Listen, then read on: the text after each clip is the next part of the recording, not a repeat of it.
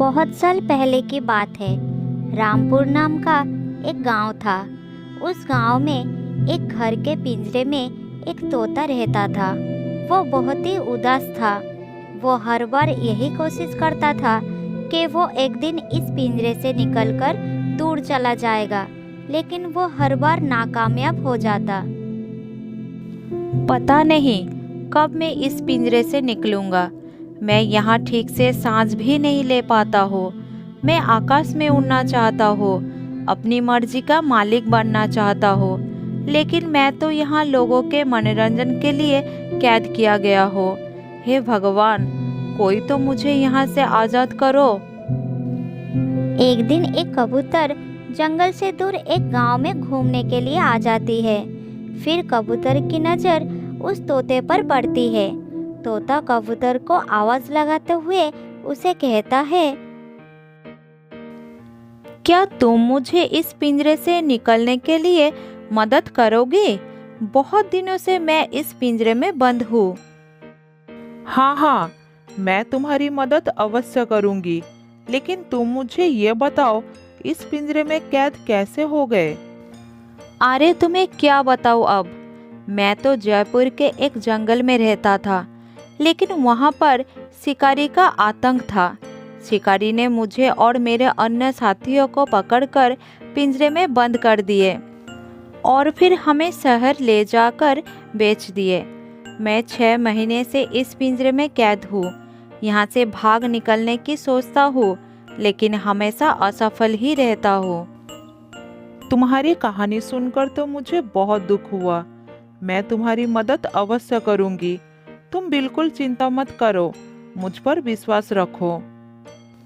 लेकिन थोड़ा संभल के, वरना ये लोग मेरी तरह तुम्हें भी कैद कर लेंगे। मैं नहीं चाहता कि मेरी वजह से तुम भी मुसीबत में पड़ो, इसलिए तुम अपनी सूझबूझ से काम लेना। कबूतर तोते को पिंजरे से बाहर निकलने के लिए कोशिश करती रही, लेकिन वो असफल हो जाती। कुछ घंटों के प्रयास के बाद आखिरकार कबूतर सफल हो जाती है और वो तोते को उस पिंजरे से निकल लेती है।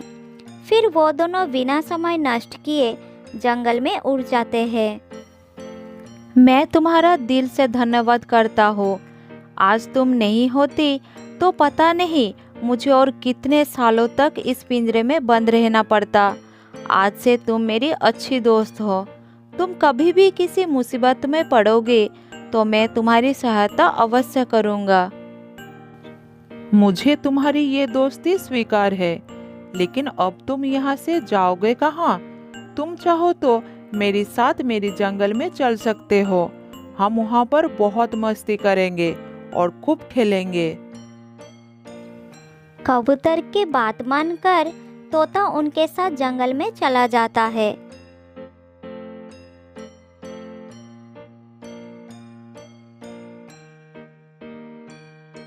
कबूतर एक बहुत ही सुंदर और विशाल पेड़ पर अपना घोंसला बनाकर रहती थी। क्योंकि तोता वहां पर नया था, इसलिए उसके पास खुद का घोंसला नहीं था। अरे वाह, तुम्हारा घोंसला तो बहुत ही सुंदर है और ये पेड़ भी कितना विशाल और सुंदर है। इसमें तो कितने मीठे मीठे फल है। तुम्हें कितना मज़ा आता होगा ना यहाँ रहकर। तुम जब चाहो यहाँ का मीठा मीठा फल का आनंद भी उठा सकती हो। मेरे पास तो कोई घर भी नहीं है, मैं कहाँ रहूँगा। अरे मेरे प्यारे दोस्त, तुम चिंता क्यों करती हो? मैं हूँ ना यहाँ। हम दोनों मिलकर तुम्हारे लिए एक सुंदर सा घोंसला बनाएंगे। तुम जब तक चाहो मेरे घोंसले में रह सकते हो। जैसे ही तुम्हारा घोंसला तैयार हो जाएगा, तुम वहाँ रहने चले जाना।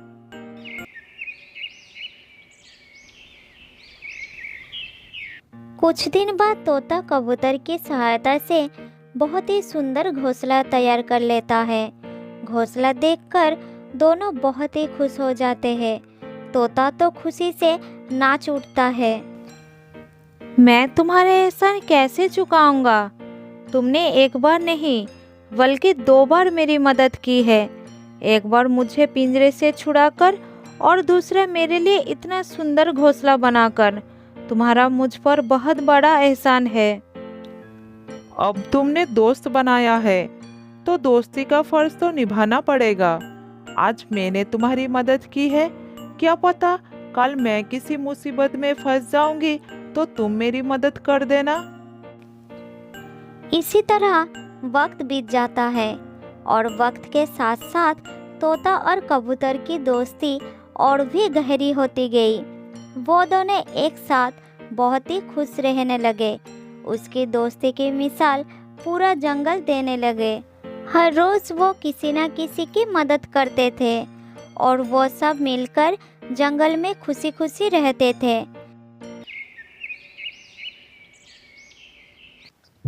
एक दिन जंगल में आग लग जाती है। आग धीरे धीरे जंगल में फैलने लगती है। तोता और कबूतर समझ ही नहीं पा रहे थे कि ये हो क्या गया। अरे ये आग कैसे लग गई? हे भगवान, हमारी सहायता करो। जंगल में बहुत सारे जानवर हैं, वो सारे जलकर मर जाएंगे। हमें कुछ करना होगा दोस्त, नहीं तो जंगल का कोई प्राणी नहीं बच पाएगा। जल्द ही हमें कुछ उपाय निकालना होगा। सभी जानवर डर के मारे इधर उधर भागने लगे। जानवर तो जैसे तैसे उस जंगल से निकलने में कामयाब हो गए थे, लेकिन पक्षियों के बच्चों को आग और धुएं की वजह से उड़ने में बहुत दिक्कत हो रही थी। बच्चे घोंसले से बाहर नहीं जा सकते। हमें बच्चों को घोंसले से बाहर निकालना होगा, नहीं तो वो मारे जाएंगे। मेरे पास एक उपाय है। हम दोनों एक लकड़ी को अपने होठों से कसकर पकड़ लेते हैं और छोटे बच्चों को उस डाल के सहारे जंगल के बाहर ले जाते हैं। तुमने तो बहुत अच्छी उपाय निकाली है। जल्दी चलो, नहीं तो देर हो जाएगी। तोता और कबूतर ने बिना अपनी जान की परवाह किए छोटे बच्चों को आग से बचाने लग जाते हैं। वो बारी बारी आकर बच्चों को जंगल के बाहर ले जाते हैं।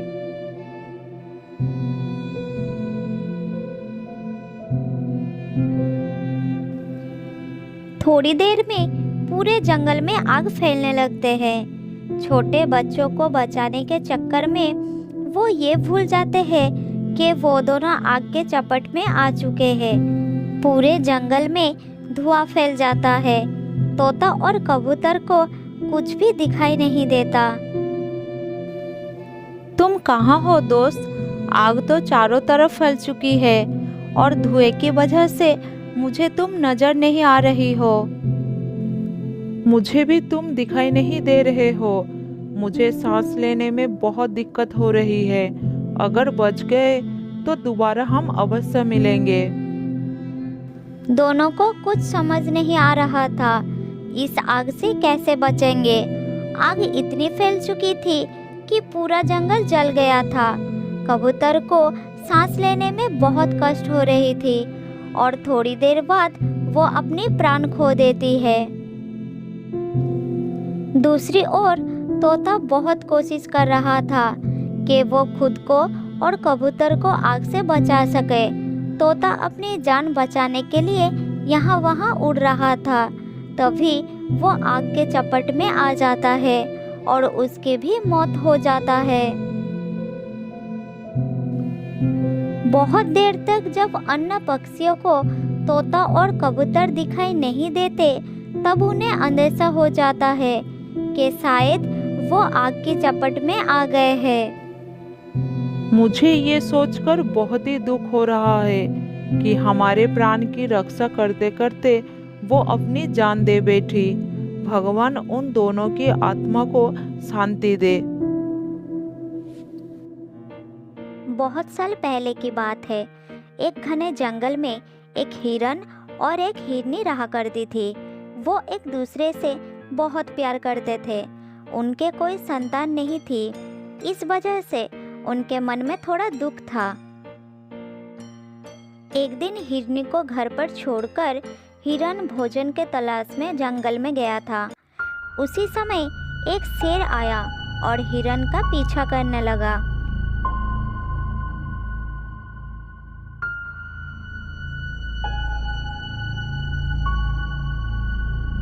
जब हिरन ने पीछे मुड़कर शेर को देखा तब वो बहुत डर गया और भागने लगा।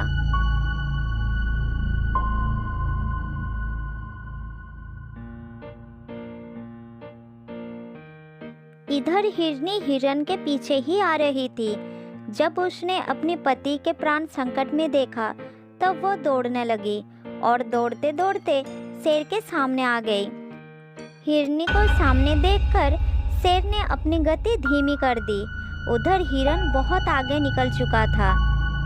हिरनी को सामने देखकर शेर ये मौका गंवाना नहीं चाहता था। वो हिरनी के ऊपर झपट पड़ा। हिरनी को दबोच लेने के बाद शेर बोला, मुझे अपना शिकार से मतलब है, भूख मिटाना है, इसलिए हिरन नहीं मिला तो क्या हुआ, हिरनी मिल गया। उधर हिरन आगे निकलने के बाद जब वो पीछे मुड़कर देखा तो उसे बहुत दुख हुआ। उसने देखा कि हिरनी को शेर ने दबोच लिया है। हिरन समझ गया कि उसकी जीवन संगिनी ने उसे बचाने के लिए अपने प्राण की आहुति दे दी है। वो ये दुख बर्दाश्त नहीं कर सका और रोने लगा। यदि मैं ये जानता तो अपने आप को शेर के सामने आहुति दे देता और अपनी हिरनी को बचा लेता। मेरी हिरनी ने मेरे लिए इतना बड़ा आहुति दे दी जो कोई नहीं दे सकता। हे भगवान, मुझे भी मृत्यु चाहिए। मैं अपनी हिरनी के बिना नहीं जीना चाहता। हिरन ने खाना पीना छोड़ दिया। वो अपने घर नहीं लौटा। वो जंगल में इधर उधर भटकता रहा। 2 दिन तक वो भटकता रहा। इतने में उसे बहुत प्यास लगा। अचानक उसने देखा कि कुछ दूर पर पानी चमक रहा है। उसके मन में आशा जगा और वो आगे बढ़ गया। जब हिरन वहाँ पर पहुँचा तब वहाँ पर पानी नहीं था। वो तो एक रास्ता था। उसे पानी का आभास हुआ था। तब हिरन बहुत उदास हो गया। हे भगवान, अब मैं क्या करूं?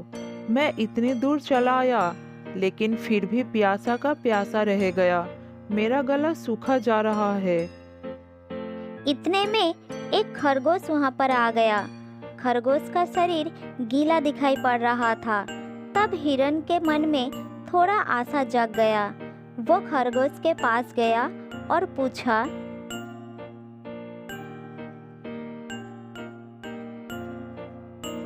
खरगोश भाई, मुझे बहुत प्यास लगी है। मैंने जलाशय की बहुत तलाश की लेकिन मुझे पानी कहीं पर भी नहीं मिला। मुझे लगता है कि आसपास पानी है ही नहीं। क्या तुम मुझे बता सकते हो कि आसपास पानी कहाँ मिलेगा? सामने वो पहाड़ी देख रहे हो? उसके पार एक बड़ी नदी बहती है। वहाँ चले जाओ और अपनी प्यास बुझा लो, मगर उधर बहुत सावधानी से रहना, खतरे भी है। धन्यवाद भाई, तुम्हें बहुत बहुत धन्यवाद। मैं तुरंत जा रहा हूँ। हिरन तेजी से पहाड़ी पार करते हुए नदी किनारे पहुंच गया। उसने चारों तरफ अच्छी तरह से देखा और नदी से पानी पीने लगा। पानी पीते पीते भी वो बड़ी सावधानी से देख रहा था। अचानक उसे नदी में एक मगरमच्छ आते हुए देखा। तब वो सावधान हो गया। हिरन ने पानी पी चुका था और वो तेजी से पीछे चला गया। उसने जब पीछे मुड़कर देखा तब वही शेर कुछ झाड़ियों के पीछे घात लगाते हुए बैठा था। हिरन के मन में डर आ गया, लेकिन वो मन में हिम्मत जुटाई और सतर्क हो गया और अपने बचाव के लिए योजना बनाने लगा। उसे शेर पर बहुत गुस्सा आ रहा था। वो जानता था कि शेर उस पर वार करने के लिए निश्चित कूदेगी। ये सब सोचकर हिरन बोला, हे शेर राजा, मुझे मत मारो, छोड़ दो मुझे। यदि तुम मेरा शिकार करने के लिए मुझ पर हमला करोगे तो मेरे बचने का कोई रास्ता नहीं है।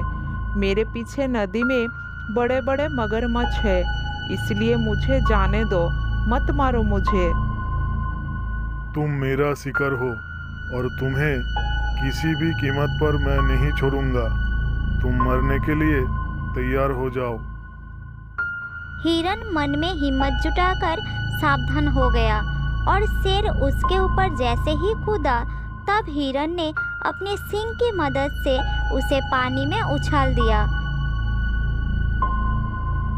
पानी के अंदर मगरमच्छ ने शेर को पकड़ लिया और पूरी तरह से जकड़ लिया।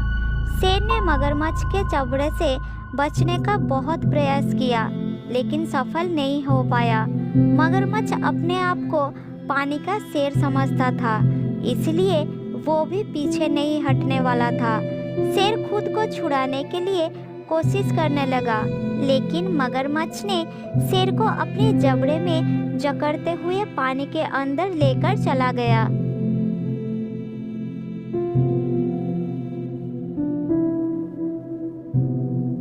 इधर नदी के किनारे खड़ा होकर हिरन ने देखा कि उसकी हिरनी की हत्यारे खुद मगरमच्छ का शिकार बन गया। ये देखकर हिरन मन ही मन बहुत खुश हो गया और उसका हृदय अपनी पत्नी के लिए दुख से भर गया। फिर हिरन अपने घर लौटने के लिए वहाँ से चल पड़ता है। थोड़ी दूर जाने के बाद रास्ते में उसे वही खरगोश मिल गया। हिरन को उदास देखकर खरगोश बोला, हिरन भाई, तुमने तो अपनी प्यास बुझा ली होगी, फिर भी तुम उदास क्यों दिख रहे हो? क्या हुआ है हिरन भाई, बताओ ना मुझे। क्या बताओ खरगोश भाई, मेरी जीवन संगिनी का साथ छूट गया है। वो हमेशा के लिए मुझे छोड़कर चली गई, जहाँ से वो कभी भी वापस नहीं आ सकती। वो बहुत अच्छी और प्यारी थी। इतनी अच्छी और प्यारी थी तो क्यों चली गई और कहाँ चली गई? वो भगवान के पास चली गई। उसे एक शेर ने मार दिया। सबसे ज्यादा दुख तो इस बात का है कि उसकी जान मेरी वजह से गई। उसने मुझे बचाने के लिए अपनी जान का आहुति दे दी। शेर मेरा शिकार करने के लिए मेरे पीछे दौड़ रहा था, तभी हिरनी उसके सामने आ गई और शेर ने मुझे छोड़कर हिरनी को अपना शिकार बना लिया। ये बहुत दुखदायक घटना है। तुम्हारे साथ बहुत अन्याय हुआ है। ठीक है, तुम सावधानी से रहना। इतने में पहाड़ के पास से एक आवाज आई, मेरे प्यारे हिरन, मैं तुम्हारे पास आ रही हूँ। मैं तुम्हें देख पा रही हूँ। अरे, ये तो मेरे हिरनी की आवाज है। कहाँ हो तुम हिरनी, कहाँ हो? तब हिरन ने देखा उसकी हिरनी झाड़ियों के पीछे से निकलकर उसकी ओर आ रही है। मेरी प्यारी हिरनी, तुम जिंदा हो। तुम्हें देखकर मुझे कितनी खुशी हो रही है, इसका तुम अंदाजा भी लगा नहीं सकती। उस शेर ने तुम्हें जीवित कैसे छोड़ दिया?